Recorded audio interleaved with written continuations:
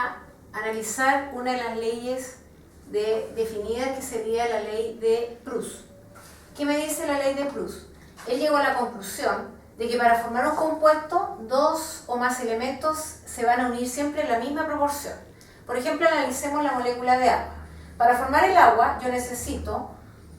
para un mol de agua, yo necesito dos átomos de hidrógeno y uno de oxígeno, que es la fórmula constante del agua, cuya masa molar es de 18 gramos. ¿Qué pasa con eso ahora? Nosotros vamos a analizar átomo a átomo qué pasa para llegar al enunciado de la ley de Proust, que dice que están en la misma proporción estequiométrica. La relación ponderal es de, si tengo 8 gramos de oxígeno, que sería en este caso la mitad de la masa atómica del oxígeno, significa que tendría que tener también la mitad de la masa atómica del hidrógeno. Por lo tanto, si tengo 8 gramos de oxígeno que van a reaccionar en la formación del agua, necesito 1 gramo de hidrógeno, en este caso, que sería la mitad, ya que estoy analizando con respecto a la mitad de la masa atómica del oxígeno. La relación entonces para la formación del agua con la cantidad de 8 gramos de oxígeno sería 1 es a 8 con respecto a la cantidad en gramos. Para que nos quede más claro, vamos a analizar otro tipo de ejercicio en la cual, por ejemplo, aquí si reaccionan 3 gramos de hidrógeno ahora con esos 8 gramos de oxígeno, y si yo sé que la proporción fija en este caso 1 es a 8, significa que por cada 8 gramos de oxígeno va a reaccionar 1 gramo de hidrógeno. Y si en este caso, en el planteamiento, están reaccionando 3 gramos de oxígeno, significa que existen 2 gramos de él que estarían en exceso.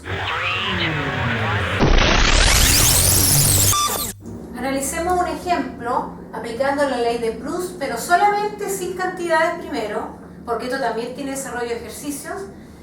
Analicemos qué pasa con la estequiometría de una reacción. Estequiometría, acordarse que significa que es la proporción en moles, tanto reactivo y producto, y que se da después que ustedes tienen obligatoriamente frente a una reacción de equilibrar su cantidad de átomos tanto en reactivos como en productos, aplicando la ley de Lavoisier. Entonces, si tenemos aquí planteada la ecuación, ese 2, que significa 2 moles, es porque tengo 2 átomos de hidrógeno, y ese 2 me multiplica toda la molécula, tendría 2 átomos de hidrógeno, 2 de cloro, 2 de cloro. ¿Qué significa esto químicamente? Estequiométricamente significa que tengo una relación de 1 mol de hidrógeno combinado con 1 mol de cloro, me va a dar como resultado del producto 2 moles de HCl, que es una cantidad fija en cuanto a proporción. No puede variar porque estaríamos variando también la aplicación de la ley de Lavoisier. Y se plantean distintas situaciones problemáticas para analizar de acuerdo a la estequiometría inicial, que es la que no varía. Entonces, en el primer planteamiento me están diciendo, ¿qué ocurre si tengo la reacción entre 1 mol de hidrógeno, que sería este, con 2 moles de cloro, que estaría aquí, y para producir 2 moles de HCl?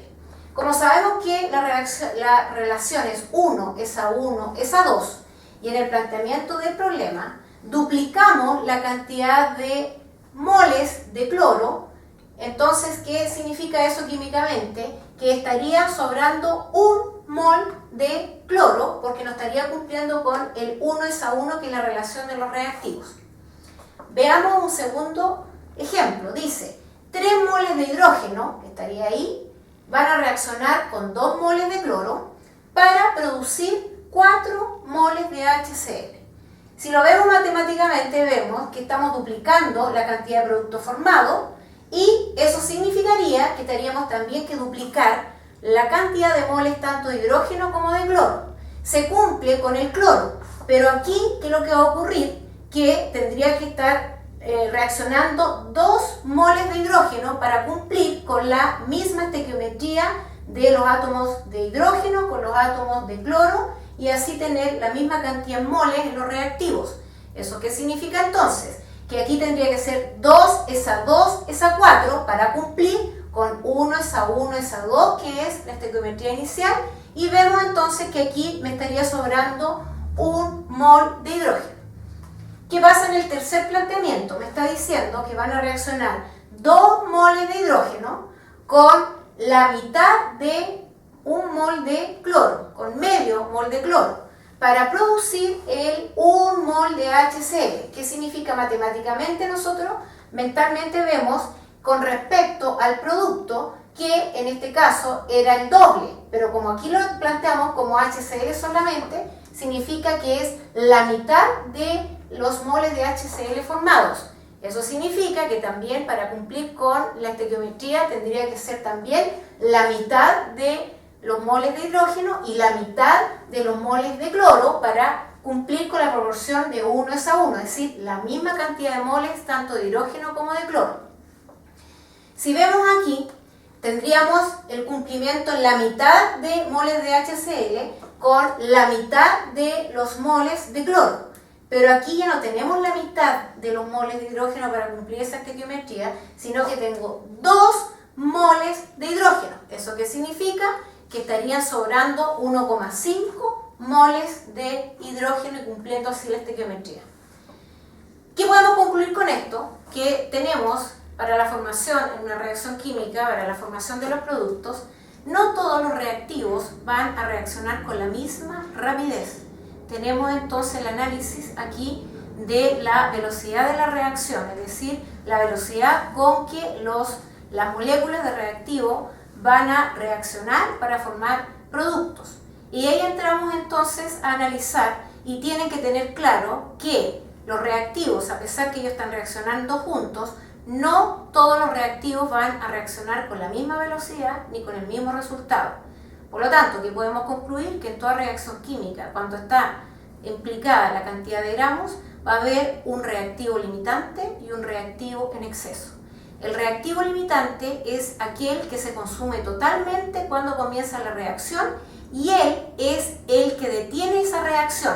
Como el otro reactivo no está reaccionando con la misma velocidad, significa de que va a haber de ese reactivo una cantidad que no alcanzó a reaccionar porque el reactivo limitante, que es el primero que se consumió totalmente, me detuvo la reacción. Veámoslo esto más fácilmente en la vida diaria. Si yo necesito, por ejemplo, formar 10 sándwiches de jamón con queso y fui a la panadería, compré el pan, compré 10 panes y compré 10 quesos, pero compré 10 torrejas de queso, pero compré 8 torrejitas de jamón. ¿Qué es lo que voy a hacer? Mi función, mi meta es formar los sándwiches de la combinación de jamón con queso. Para ello, yo voy a utilizar totalmente el jamón porque eran 8 torrejas y voy a utilizar 8 torrejas de queso. ¿Qué va a ocurrir ahí? Que en este caso el reactivo limitante sería el jamón porque me detuvo la reacción ya que quedaron 2 torrejas de queso sin su jamón. Conclusión, el reactivo limitante es el jamón porque él me detuvo la reacción y el reactivo en exceso en este caso sería el queso porque quedaron 2 torrejitas de queso sin su jamón. Y ahí entonces tendríamos más claro lo que implica reactivo limitante y reactivo en exceso que se aplica en la ley de Proust.